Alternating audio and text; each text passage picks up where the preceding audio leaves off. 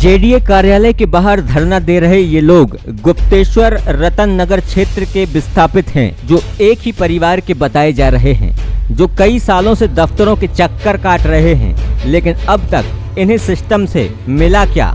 मिला तो सिर्फ और सिर्फ चक्कर। इनका कहना है कि ये साल 1970 में जबलपुर विकास प्राधिकरण द्वारा उनके परिवार की जमीन अधिकृत की गई थी। उसके एवज में टेलीग्राफ गृह निर्माण सोसाइटी को मुआवजा दे दिया गया। पिछले 10 से 15 सालों से जमीन के दस्तावेज पाने वे कार्यालय के चक्कर लगा रहे हैं। उन्हें हर बार ये कहकर घर वापस कर दिया जाता है कि उनकी जमीन बिक चुकी है और अब कार्यालय या सोसाइटी में जमीन के कोई भी दस्तावेज न होने की जानकारी देते हुए प्राधिकरण अपना पल्ला झाड़ रहा है। यहाँ घर रहने को है, पहाड़ी टूट गई, हम लोग कहाँ पे रहे? कहाँ का मामला है ये? गुप्तेश्वर का, रतन नगर बदनपुर। अभी आप लोग कैसे जीवन यापन कर रहे हैं? अभी हम लोग बहुत बेकार ढंग से रह रहे हैं, स्थिति देख रहे हैं बहुत ज्यादा। देखिए हम लोग फटे हाल, कहाँ बिल्कुल ना खाने के लाले पड़े हुए हैं, ना ढंग से कपड़े लगते हैं, कुछ नहीं, हम लोग ऐसे ही रह रहे हैं झोपड़ी बनाकर। आपने अपने क्षेत्र के विधायक या पार्षद से इसकी शिकायत करी? सब करी। क्या बोला वो लोग कुछ नहीं करने को तैयार। आज आप लोग कहाँ आए? आज हम लोग जेडीए के यहाँ आए। क्या करने आए? हम लोग धरना देने आए। कितने लोग हैं आपके?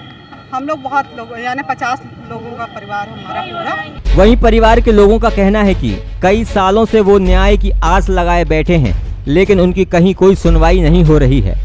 हालात ये है कि वे झुग्गी झोपड़ियों में रहने को मजबूर हैं, जहां गुजारा कर पाना भी मुश्किल हो रहा है। सोसाइटी को दे दिया और पिछले 15 से 20 साल से हम लगातार चक्कर काट रहे हैं और ये हमारी ज़मीन के ना कोई दस्तावेज देते हैं, ना हमें बताते हैं और बोलते हैं कि ज़मीन आपकी बिक चुकी है, आप कोर्ट जाओ, और हमें धमकाते हैं, परेशान करते हैं। और हम लगातार प्रयास करते करते यहाँ तक पहुँच गए हैं। आज ये कंडीशन आ गई कि हमारे खाने के बिल्कुल लाले पड़े हुए हैं।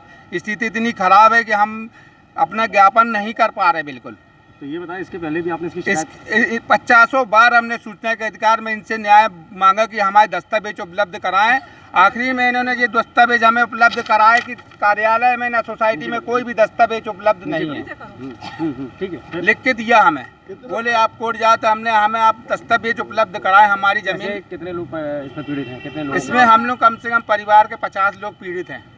4.25 एकड़ पूरी जमीन इनने बेच दी। जेडीए सीईओ का कहना है कि अनुबंध के तहत ही जमीन का अधिग्रहण किया गया था और 20% पात्रता के अनुसार उन्हें भूखंड भी दे दिया गए थे, जिसकी सूची भी उपलब्ध कराई जा चुकी है। हुए जो मेरे ख्याल 83-84 स्कीम है पुरानी, उस समय इनसे प्राधिकरण के द्वारा जो भूअर्जन किया जाता है उसके तहत अनुबंध हुआ था। उसमें त्रिकोणीय अनुबंध हुआ था और उस समय जो इनको पात्रता आती थी 20% देते थे, उसके हिसाब से जो भूखंड बनते थे उस समय दिए गए हैं। और हमने इनको उस संबंध में जो भूखंड दिए गए हैं उसकी सूची भी जो है इनको उपलब्ध करा दी। अब इनका ये कहना है कि भाई हमारे पिताजी पढ़े लिखे नहीं थे, अशिक्षित थे। अब उसमें आज मैं कुछ नहीं कह सकता कि उस समय क्या स्थिति थी, लेकिन जो हमारा रिकॉर्ड है वो हमने इनके पहले भी इन्होंने आवेदन दिए हैं इसी टाइप से, उसका अवलोकन कराया, जांच कराई और इनको जो पात्रता आती है उस हिसाब से हमारे यहाँ से भूखंड आवंटित हैं। फरियादियों द्वारा की गई शिकायत पर अवलोकन करने के बाद उनकी समस्या का निराकरण करने का भरोसा दिया गया है। दूसरी तरफ परिवार के लोगों ने जेडीए पर भ्रष्टाचार के गंभीर आरोप भी लगाए हैं और अपनी जमीन जल्द वापस पाने की शिकायत की है। जबलपुर से रोहित नैयर की रिपोर्ट।